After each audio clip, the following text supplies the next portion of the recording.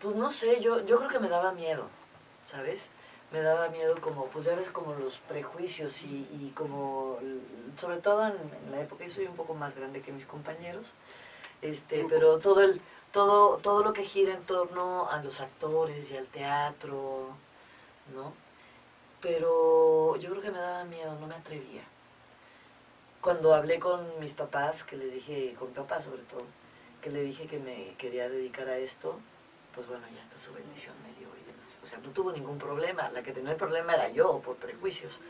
Yo creo, eso a nivel conciencia, a nivel consciente. A nivel inconsciente yo creo que llegué al teatro cuando ya estaba lista para... Mi ser ya estaba listo para asumir el teatro con todo lo que implica. Porque yo llegué igual, o sea, llegué sin tener conocimiento de quién era quién en el teatro, ¿no? Igual me podía gustar una cosa que la otra, no tenía un criterio como muy preparado para poder discriminar con mayor claridad o para leer con mayor claridad las cosas, en fin. Pero yo creo que llegué en el momento que mi ser ya estaba preparado para entrar con todo. Creo que tenía que pasar por la experiencia vital tan poderosa y tan humana, humanamente hablando, del movimiento estudiantil, del Consejo Estudiantil Universitario y todo lo que implicó, que defendíamos el derecho a la educación gratuita, no a los exámenes departamentales, porque pues como en humanidades exámenes departamentales, y el pase automático, que era una propuesta que quería implementar Carpizo. Hizo toda una consulta, decíamos está bien la consulta, pero no a través de cartas, porque él pedía que mandáramos cartas. Decíamos, no, que se discuta, ¿no? Y el problema no es el pase automático, es la formación que se da antes. El problema no es la falta de no es el exceso de alumnos, sino la falta de escuelas. No es gratuita porque pagamos la universidad con nuestros impuestos. Y los exámenes departamentales, si podían funcionar en otras áreas, pues en las humanidades, desde luego no. O sea, ahí es el desarrollo de las ideas, ¿no? Y entonces lo que conseguimos, hicimos una huelga de 15 días, me acuerdo muy bien, que fue cuando yo me sentí que formaba parte de la universidad porque lavábamos los baños, porque cuidábamos la universidad, ¿no? ¿Sabes? Como es una relación con la universidad de otra manera. Logramos que se hiciera un congreso universitario y donde se discutiera en todos los niveles que conforman la universidad los problemas de la universidad. Entonces yo creo que yo tenía que pasar por esa experiencia que fue muy importante a nivel vital para poder entrar al teatro. Uy, para mí fue una experiencia particularmente álgida. Fue muy doloroso porque yo llegué con 19 años de edad y la verdad con 19 años de edad, yo siendo de Coahuila y provinciano, pues yo no tenía experiencia de vida. Yo aprobé un filtro de unas 600 personas. De estas 600 personas eligieron 200, de 200 eligieron 50 para un curso propedéutico y de ese curso propedéutico nos quedamos 30, y luego de 30 solo 15. Yo ya no pude estar en el grupo de los 15, en el grupo de las sabias, porque básicamente mi problema era de tipo de índole de identidad sexual. Mi problema era que yo nunca había tenido, no tenía experiencia sexual, entonces llegó un momento en donde el ejercicio de A y B era muy difícil porque tenía yo que declararle el amor a una chica y yo con mi acento norteño, yo solo oía las carcajadas de mis compañeros y yo me sentía muy contrariado y decía, ¿de qué se ríen? ¿Por qué se ríen a carcajadas? Porque lo haces muy bien, pero no tienes idea de lo que estás diciendo, porque la manera en que un hombre aborda a una mujer, por lo menos en la Ciudad de México, no es así. Entonces yo era núbil, era un muchacho virgen. Yo no tenía experiencia sexual. Entonces mi maestro David Holguín me dijo, tienes posibilidades como escritor, porque lo que tú y Lisa Owen escriben es muy elevado para el nivel de los otros compañeros, porque también Lisa Owen es guionista, una gran actriz y una gran guionista. Entonces me dieron chance de algunos maestros de ser oyente, como David Holguín, como Calulis, como la maestra de danza, no sé, pero en actuación yo no puedo entrar, entonces eso me causó a mí mucho dolor a nivel personal y lloré mucho. Me acuerdo que nunca se me va a olvidar el abrazo que me daba Rodolfo Arias y me decía, niño, no llores, ven el próximo año, porque yo sentía muy injusto que no apareciera en la lista que ponían en la puerta de cristal del Centro Universitario de Teatro mi nombre. Y entonces, aún así, yo me juntaba me despegaba, era la mascota del grupo, y me iba a Cuernavaca, a casa de María del Valle, y ahí íbamos todos, y mis primeras experiencias fueron ahí, de toda índole, con Arcelia, con Carmen Beato, con todos ellos, y aprendí a amar el teatro y a madurar con ellos. Aprendí que de repente los tiempos son como deben ser, uno debe ingresar a la vocación, al llamado cuando debe ser. Después volví a entrar en el 88 en otra generación, pero yo ya venía más avesado porque había tomado clases particulares de danza, de actuación, de actores del método, aprendí la técnica de Lee Strasberg, o sea, era tal mi curiosidad que me especialicé. Y al mismo tiempo entré a la Facultad de Filosofía y Letras, de donde me gradué. Entonces mi formación ha sido bastante ecléctica y ese dolor que fue al principio no haber sido aceptado en el Centro Universitario de Teatro se transformó cuando en la primera publicación que tuve a nivel individual, ya en una antología, mi maestro David Holguín puso egresado del Centro Universitario de Teatro, o no egresado, sino realizó sus estudios en el Centro Universitario de Teatro. Para mí era como mi graduación, para mí era como que ya me sentía incluido. Inclusive hasta la fecha hay compañeros que me dicen, tú no terminaste en el CUT, y eso a mí se me hace absurdo porque yo le dije, yo por lo menos he hecho más cosas que muchos que sí terminaron y que están en la nada, le digo, y que ya no siguieron con esta pasión que es el teatro. Entonces, para mí el CUT es como, hasta la fecha sigo soñando con seguir estudiando ahí, porque sigo creyendo que es la mejor escuela de Latinoamérica por el grado de exigencia académica, física e intelectual que se requiere para estar ahí. Entonces ahora mis maestros, que en su momento me dijeron, estás muy chiquito, muy sin experiencia, ahora me dicen, ¿cuándo me escribes una obra? Mi director me dice, lo voy a decir públicamente, Pepe Caballero me dice, Humberto, ya me toca. Entonces yo me siento como enaltecido, y de hecho se lo tengo prometido, se lo acabo de prometer, le digo, está bien, te voy a mandar una obra, maestro.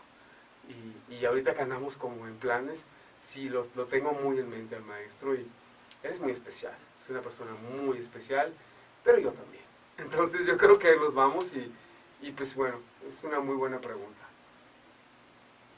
Pues con todo el antecedente que enumeré hace rato, pues para mí el Centro Universitario de Teatro significó todo un rompimiento cultural y emocional, ¿no? Yo era un joven en ese momento también de 19 años que había dejado todo por irse a estudiar una carrera universitaria y persiguiendo al teatro, ¿no? Buscando formar parte de él. Y yo sí fui un actor que fue formado sin conocimiento pleno de lo que hacía, o sea, nada, o sea, yo no tenía cultura de nada, y estoy hablando de cultura de todo en general, ¿no? O sea, mis referentes musicales no tienen nada que ver con lo que hoy soy, y sí fue transformar completamente a ese Luis Esteban provinciano a una persona pues con una formación universitaria. Ahí empecé a conocer un mundo del conocimiento, de la historia viva del teatro, con grandes personalidades como son la maestra Luisa Huertas, por ejemplo, ¿no? Que yo no tenía ni idea de quién era, y cuando te vas enterando cómo es, quién es, el mismo José Antonio Alcaraz, que era una institución del teatro mismo, que tenía la memoria viva del teatro y que nos iba a contar eso, crónica del teatro mexicano, y de quien te hablaba era de la gente con la que él había crecido, se había desarrollado y había convivido en una intimidad de lo que implica el movimiento teatral.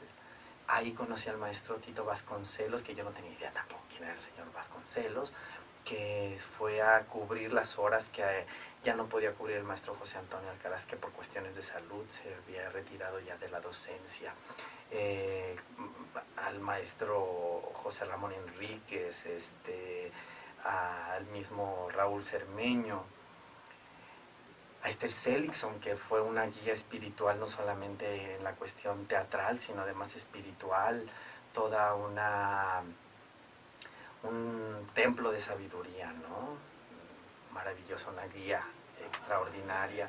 Y tener la fortuna de trabajar de los últimos o el último montaje que hizo el maestro para la universidad por lo pronto, que fue el maestro Ignacio Retes, ¿no? Entonces, a lo largo del tiempo te vas dando cuenta el caldo de cultivo que implica lo que es el Centro Universitario de Teatro, donde se forman figuras tan importantes como las que tengo aquí al lado, pero que genera un movimiento teatral que va a la vanguardia del movimiento teatral mexicano. O sea, no es formar parte de un referente institucional, pero también de un referente vivo que está dando constantemente nuevas generaciones y que está dando nuevas figuras que están contribuyendo al desarrollo del teatro contemporáneo mexicano. Ah, pero yo ya les conté. Pero ni que das clases ahí. Bueno, Julieta Gurrola fue la que me recibió y yo decía que había en el Q3 como, no sé, como sacerdotisas. Claro. Era Julieta, Esther Seligson, Claro. que mucho de lo que vivo y entiendo por el teatro viene de lo que tomamos con ella, nuestra generación nos daba teatro y mito, y Luisa, que fue la que nos fuimos su primer grupo de expresión verbal, nos dio clase toda la carrera, los 4 años. Bueno, trabajamos con Pepe Caballero, que nos dio clase en tercero, con Raúl Cermeño, que entró a dirigir el CUT cuando nosotros estuvimos, y nos dirigió la última obra, que fue Luna Negra, de Jesús González Dávila.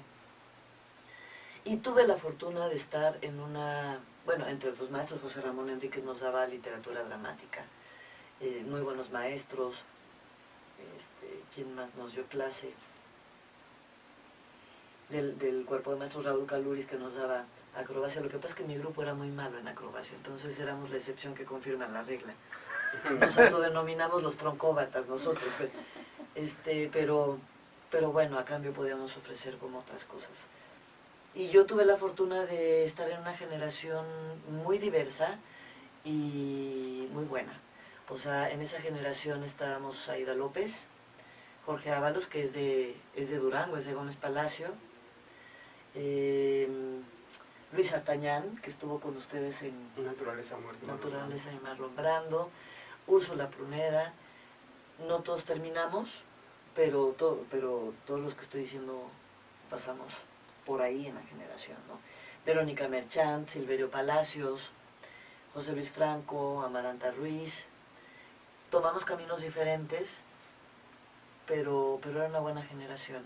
Y lo comento porque me parece que la generación es muy importante. O sea, para mí mis referentes son mis compañeros, ¿no? Son con los que me formé, nos conocemos muy bien. No con todos con todos cuando nos encontramos nos podemos platicar y demás. Pero, por ejemplo, con Aida López tengo una relación muy cercana y platicamos de todo. O sea, es como mi referente, nos cuidamos, ¿no? Profesionalmente nos cuidamos. Y sí, creo que el CUT es una gran escuela. El teatro universitario, por sus orígenes, poesía en voz alta, ¿no? Gente que participó de este movimiento cultural, José Luis Ibáñez, Leonora Carrington, Héctor Mendoza, Arreola. Sí, Juan José Arreola, creo que Gurrola también pasó por ahí, en fin, era un grupo de intelectuales y de artistas muy sólidos que generaron este movimiento en la Casa del Lago.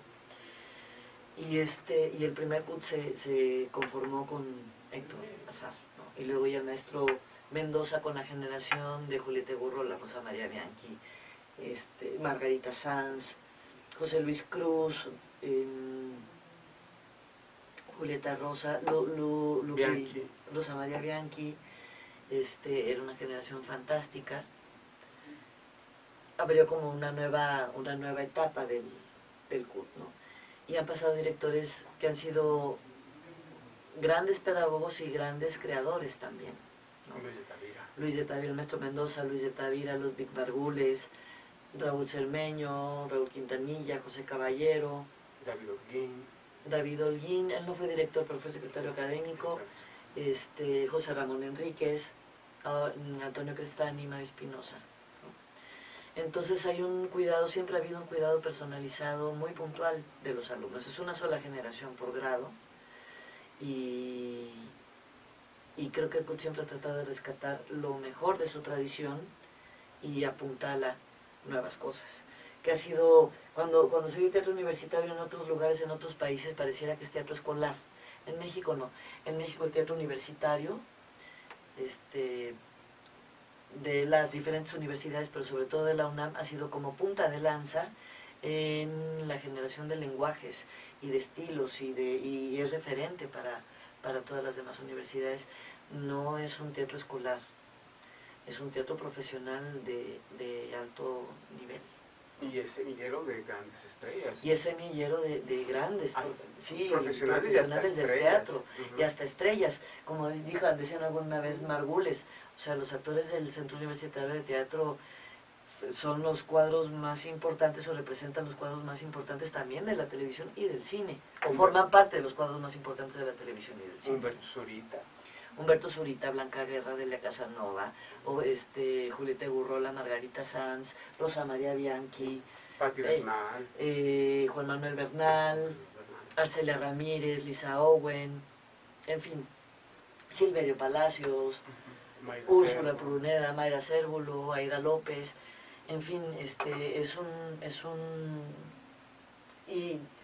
un lugar muy, muy importante de formación teatral, de formación de cuadros teatrales. En cabaret también, con Raúl Cermeño se abrió la puerta a las cuestiones de cabaret, lo cual celebro infinito, ¿no? Con Tito Vasconcelos, al invitarlo, Tito es una persona cultísima, es un gran investigador, y montó con la generación de Luis Esteban una cosa que se llamaba Shakespeare a la carta, y a partir de ahí surgió un movimiento muy importante de cabareteros y cabareteras en México.